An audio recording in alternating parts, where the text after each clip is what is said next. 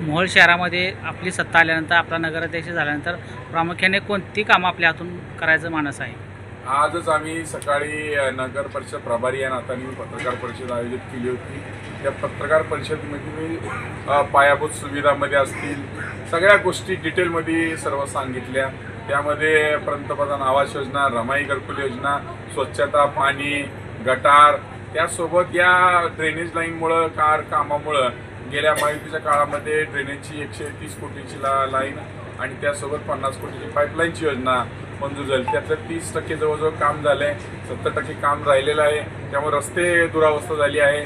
त्या रस्ता सुधार योजनेअंतर्गत आपण 200 कोटी पहिल्या टप्प्यात आणणार आहोत। त्यासोबत या 7 नंबर प्रभागाला जो चिटकून असलेला मोहोळ शहराचा मेन रोड आहे, त्या मेन रोडला आपण मधून डिवायडर कडून पेवर ब्लॉक, लाईट, अंडरग्राउंड सगळं इलेक्ट्रॉनिक वायर या सगळ्या गोष्टीचा आपण इस्टिमेट केला आहे। त्याकरिता आम्ही टेक्निकल बजेटही काढलं आहे। हा रस्ता 12 कोटीच्या आसपास जातोय। त्यासोबत शिलंगपानचा रस्ता आहे। त्यासोबत आम्ही आमचं ज्यावेळेस सिद्धनागेश विकास पॅनल म्हणून होतं त्यावेळेस आमचे त्यात पिंटू सर्वे होते, असे अनेक दिग्गज त्यावेळेस होते म्हणून आम्ही केला होता।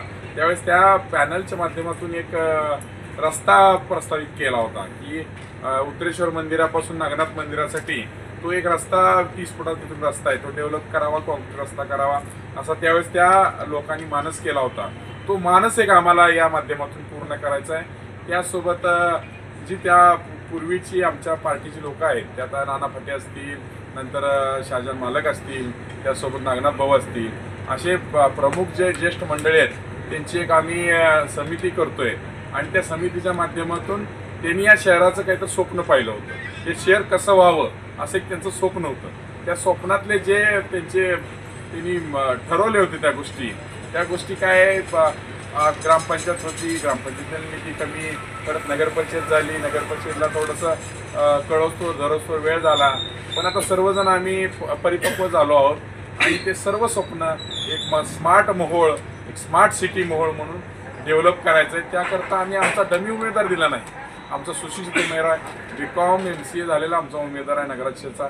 त्याला स्वतःला विचार आहेत, तिला स्वतः सगळं त्या गोष्टीचं ज्ञान आहे, महिलांसाठी तिला काम करायचं आहे। गेले 10 वर्ष मी ज्यावेळेस नगरसेवक झाली ती माझ्यासोबत सामाजिक कार्यात सक्षमपणे काम करते। तिला समाजाची जाण आहे, या मोहोळ शहरातली जाण आहे। त्याचसोबत आम्ही असे 20 त्यांच्या बॉडीच्या अंडर असे 20 नगरसेवकाचे उमेदवार दिलेत की ते स्वच्छ प्रतिमेचे आहेत, त्यांना कसलीही अपेक्षा नाही, त्यांना गावासाठी काहीतरी करायचं आहे या उद्देशानं जे अशी लोक आहेत असे सर्व उमेदवार आम्ही दिलेत। एक सामाजिक समतोल राखण्याचा प्रयत्न केला आहे, सगळ्या समाजाला न्याय देण्याचा प्रयत्न केला आहे। अशा सर्व कारणांनी आज आम्हाला भारतीय जनता पार्टी म्हणून या शहरावर ही जनता आम्हाला परत बसवेल, आमचा झेंडा मोहोळ नगर परिषदेवर फडकेल आणि पहिल्यांदाच लागलेल्या या जनतेतून नगराध्यक्षाला भारतीय जनता पार्टीची जी एक महिला नगराध्यक्ष म्हणून त्या खुर्चीवर बसेल याचा आम्हाला विश्वास आहे।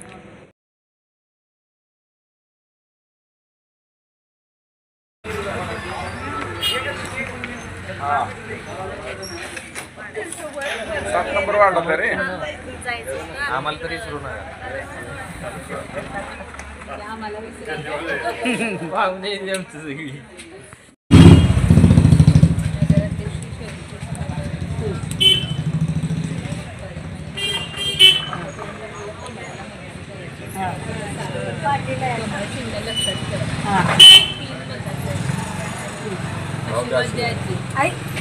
कमळाला मतदान करायचं लक्षात